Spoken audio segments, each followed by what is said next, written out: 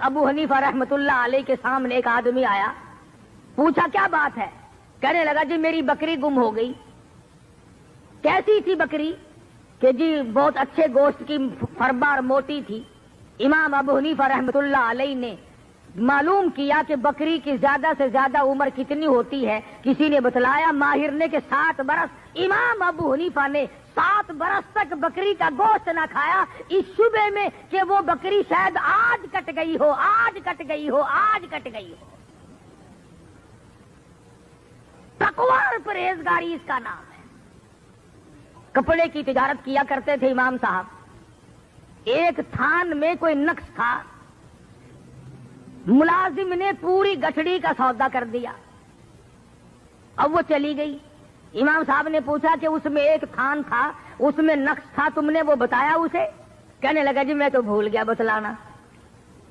فرمایا کہ اس گٹھڑی, وہ جو گٹھڑی ہے وہ تمام کی رقم جتنی بھی ہے, اب کیسے مختص کیا جائے کہ یہ پیسہ اس گھٹیا تھان کا ہے اور یہ پیسہ اچھے تھانوں کا ہے. فرمایا اعلان کرو ابو حنیفہ کے کپڑے کی گٹھڑی کی قیمت ہے, ایک تھان اس میں گھٹیا تھا, اس کے پیسے بھی بیچ میں ملے ہوئے ہیں. علماء نے لکھا ہے خادم کئی شہروں میں پھرا, اس گٹھڑی کی قیمت کو اللہ واسطے لینے والا کوئی نہ ملا. آج تو ہمیں سود کے پیسے لا دیں آپ, جزاک اللہ, لاؤ جی لاؤ جی لاؤ جی لاؤ جی. کون پوچھتا ہے کہ کیسے کما کے لائے ہو؟ فرمایا الذین آمنوا وکانوا یتقون,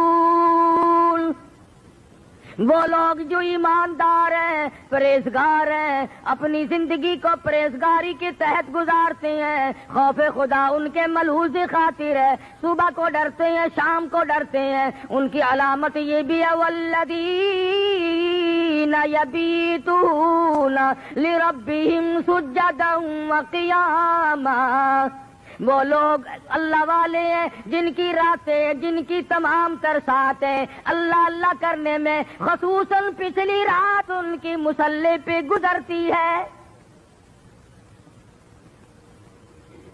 آج تو معمولی قسم کا آدمی اللہ اللہ کرنے کے لیے تیار نہیں, آج مزدور اللہ اللہ کرنے کے لیے تیار نہیں, آج معمولی سا ملازم خدا کو یاد کرنے کو تیار نہیں, آج تھوڑا سا زمین کا مالک, کچھ کاروبار کرنے والا تاجر اللہ کو یاد کرنے کے لیے تیار نہیں. ایک وقت ایسا تھا ہندوستان پر پوری حکومت ہے, ہندوستان کا حکمراں بھی ہے اور اپنے زمانے کا ابدال بھی ہے.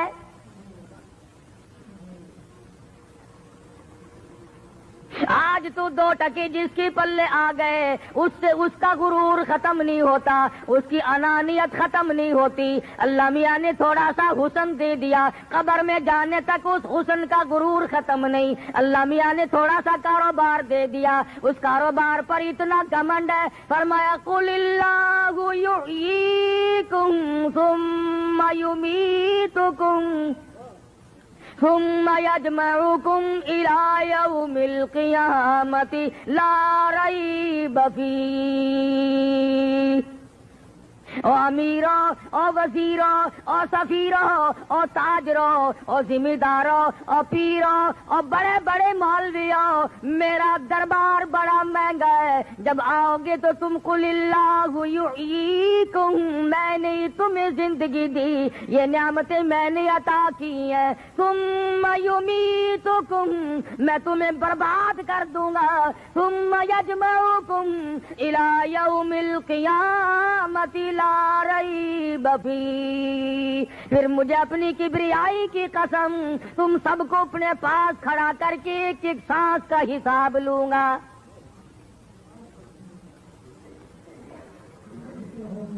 اب تو نہ معلوم میرے اور تیرے دل کو کیا ہو گیا, ہماری آنکھوں کو کیا ہوا, ہمارے دماغ کو کیا ہو گیا. خدا کی قسم ایک ولی کی تمہیں بات سناؤں, حیران ہو جاؤ گے. خواجہ قطب الدین بختیار کاکی سب کہہ دو رحمت اللہ علیہ,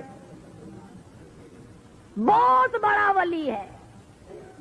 بابا فرید الدین شکر گنج رحمت اللہ علیہ پاک پٹن شریف والوں کا پیر ہے, بڑے بڑے ولیوں کا پیر ہے, بڑے بڑے بزرگوں کا پیر ہے. خواجہ قطب الدین بختیار کاکی رحمت اللہ علیہ دلی میں بہت بڑے ولایت کے منصب پہ فائز ہیں. موت تو پیروں کی بھی آتی ہے, موت تو مولویوں کی بھی آتی ہے. میں نے سنا ہے کہ صدروں کی بھی موت آ جاتی ہے. میں نے سنا ہے گورنر بھی مر جاتے ہیں. میں نے یہ بھی سنا ہے کہ وزیروں کی بنگلے بھی سنسان ہو جاتے ہیں. میں نے سنا ہے بڑے بڑے تاجروں سفیروں کی کوٹھیاں ویران ہو جاتی ہیں.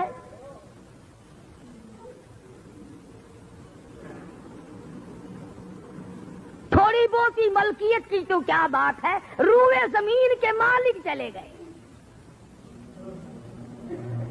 زمین اتنوں کو کھا گئی اور کبھی ڈکار نہ لی. اربوں خربوں انسان زمین میں کھپ گیا.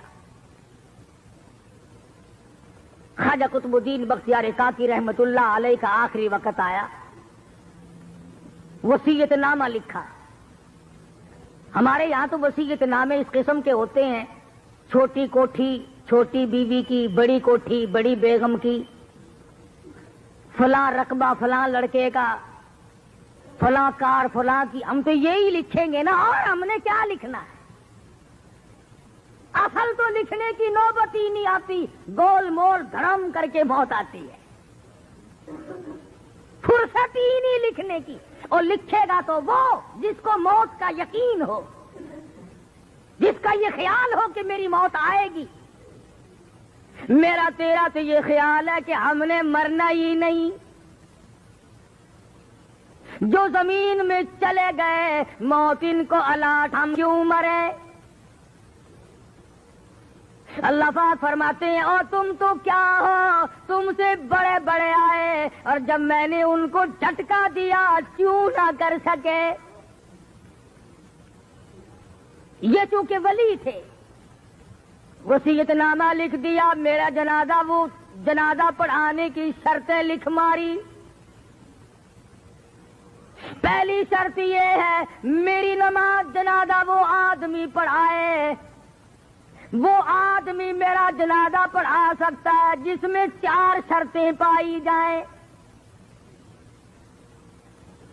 میرا نماز جنازہ ہر آدمی نہ پڑھائے, ہر کوئی میرے جنازے کے لیے کھڑا نہ ہو.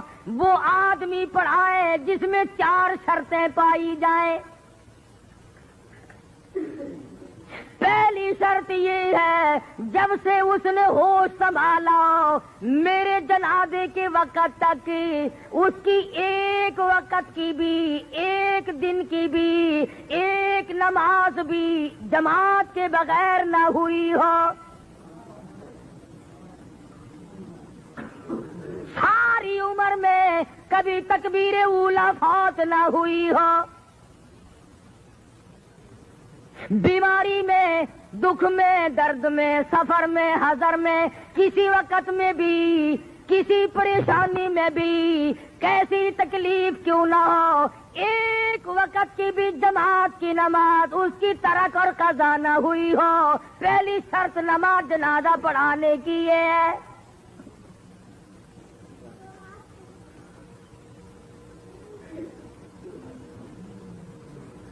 اس زمانے میں لوگ ایسے مل جایا کرتے تھے.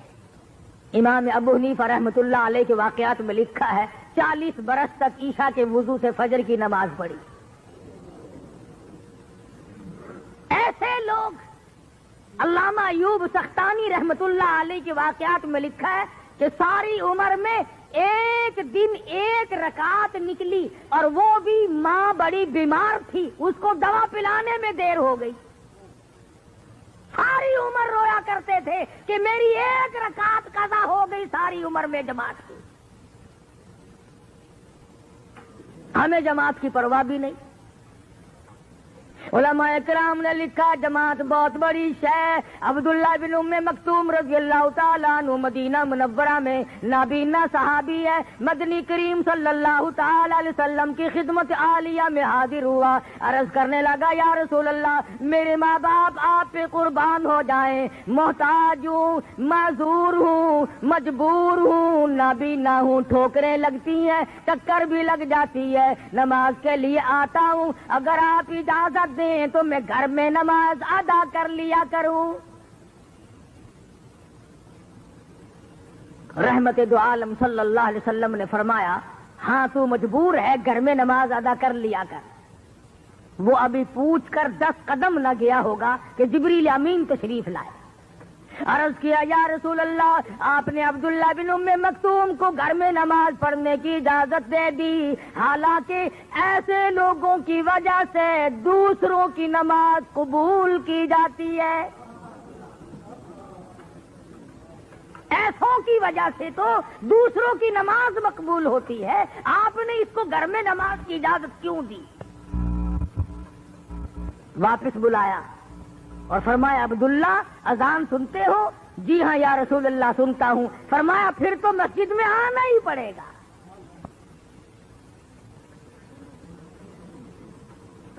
جماعت کی نماز تو کیا پڑھیں گے، ہمیں صحیح معنوں میں جمعہ پڑھنے کی بھی توفیق نہیں۔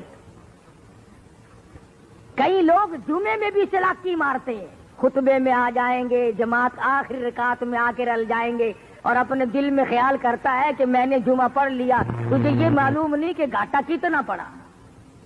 علماء کرام نے لکھا ہے خطبے کی اذان ہوتی وہ فرشتے جو دروازوں پہ کھڑے ہوتے ہیں وہ اپنے کاغذات کو بند کر کے خطبہ سننے بیٹھ جاتے ہیں، جمعے کی فہرست میں تیرا نام ہی نہیں، تیرا نام ہی نہیں۔